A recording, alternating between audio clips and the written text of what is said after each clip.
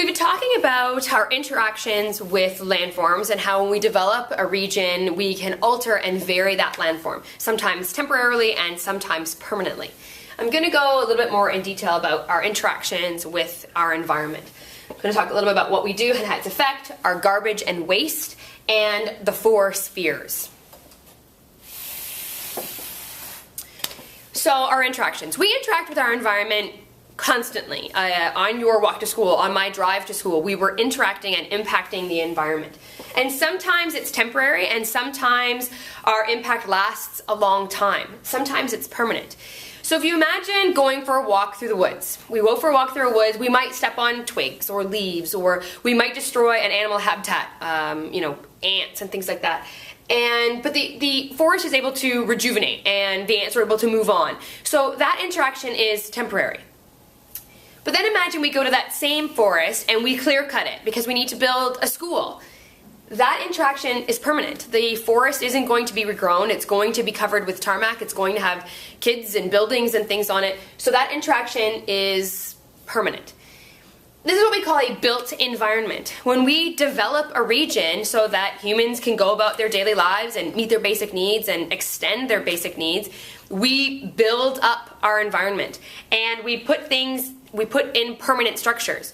If we think about how we bridge waterways or how we tunnel underground, these are ways for humans to have a more efficient, better life, but they have a permanent reaction, a permanent effect on our environment. And it affects the landform. If we think about a subway tunnel, you've now gone into the lithosphere of the earth. You've displaced soil. You have disrupted the makeup of the earth that's been there for thousands of years. That's going to have some kind of effect. There's going to be underground waterways. There's going to be river systems and things that leak into our rivers that are now going to be disrupted. Their movement is going to be changed. There might be pollution from the trains and the people that go into those systems. And if you think about all of the animals that lived above ground and below ground, their habitats have been permanently destroyed. If you think about our forest that we clear-cutted for our school, and we would say that a school is valued, it is important, but if that forest happened to be in a migratory pattern for a certain group of birds that would come there and rest or get food before they continued on their journey, that's no longer there. All of the animals that lived there, they have to find a new place to live. All of the plants that grew there that fed animals, they're gone. And all of the animals that ate those plants and the animals that ate those animals, they suffer as well because it's all a cycle. I'll get a little bit more into that when I get into Biosphere. Our garbage and our waste. When we start to create things, have our built environment, we create waste. When you're not just taking from the environment and using everything, you have stuff left over. And we have packaging and plastics and products that are not natural and do not disintegrate or biodegrade quickly or easily. And so we create a lot of garbage and waste. If you think about how much garbage your family puts out in a year, in a week, think about how many families live on your street, how many families live in Mississauga, how many families live in Canada. We are all producing waste, and it has to go somewhere. There was a time where we thought that we could just dump things in the ocean, and we very quickly realized that that has a great impact on our environment. So we started to think about ways to hide our garbage and dispose of it. So oftentimes it is dumped into old quarries, so where they would do mining and they would dig down into the lithosphere to extract resources. They would then fill it with garbage and cover it.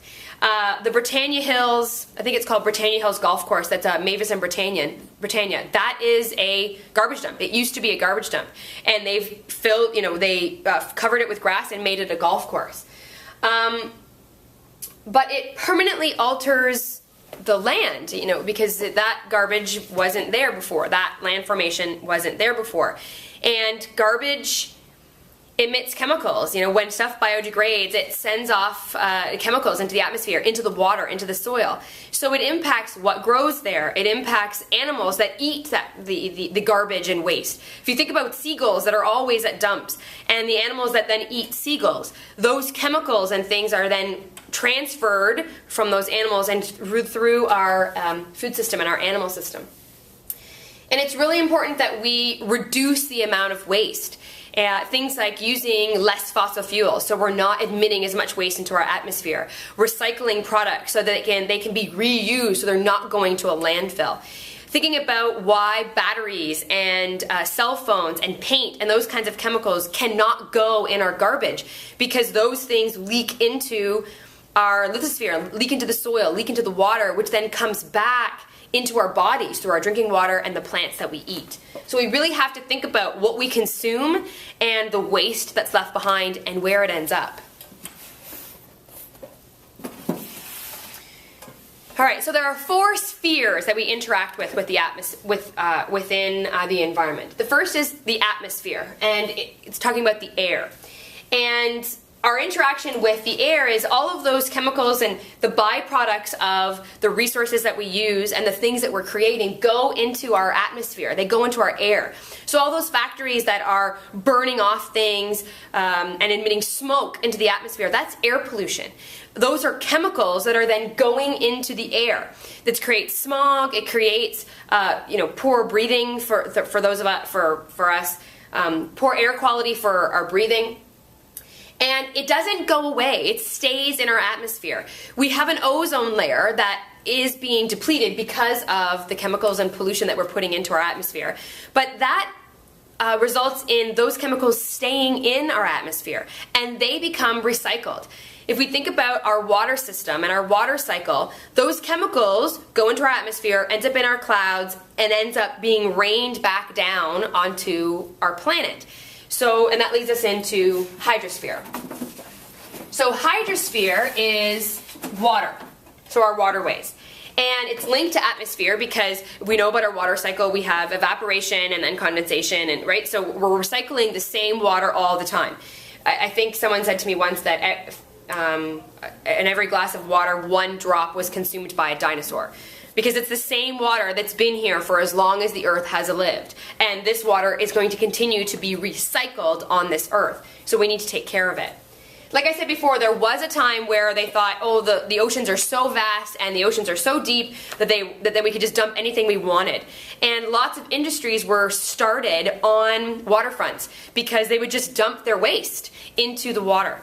We very quickly realized the impact that had on the ecological life in the water. The fish, the plants, they all started to become affected by these toxins that were being dumped into the water.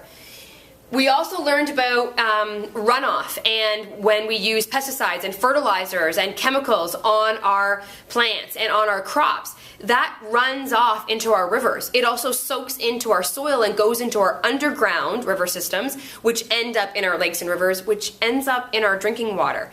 So these things are connected. What we put into our air ends up in our water, ends up back into our bodies.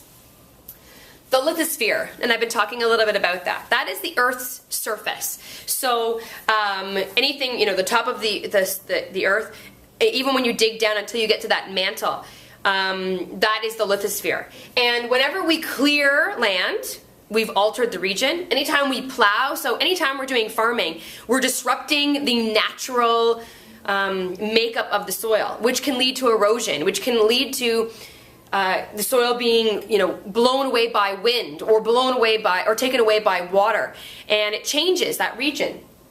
Also meaning and digging into the lithosphere, it alters the makeup, and sometimes it completely removes a landform. If we think of the Melanchthon Quarry, where they are proposing to dig down and to extract natural resources that we do need, but it will forever alter that landform region. It will destroy the farmland that is there for growing potatoes, and it will change the movement and alter the path of water in those regions, which will ultimately affect us because we get our water from that area. So our interaction with the lithosphere can have permanent effects on the landform.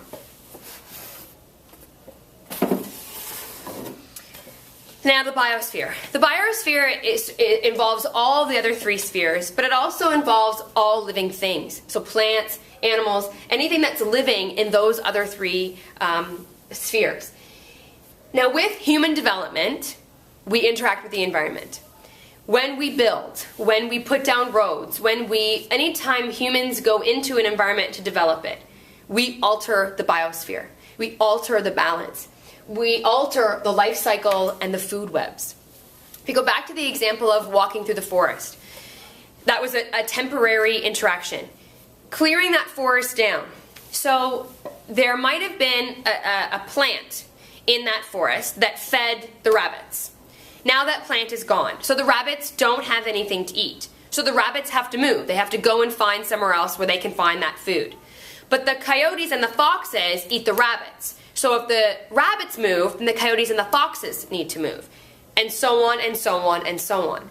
So everything is cyclical. If you impact even the smallest bug, the smallest plant, it has an effect in these life cycles and these food webs. Because all life is connected to other life. So if you take something out, then the people below it and the things below it and the things above it are impacted. And they have to alter the way they live, the way they get their food, the way they find their habitats, because you've altered that one piece.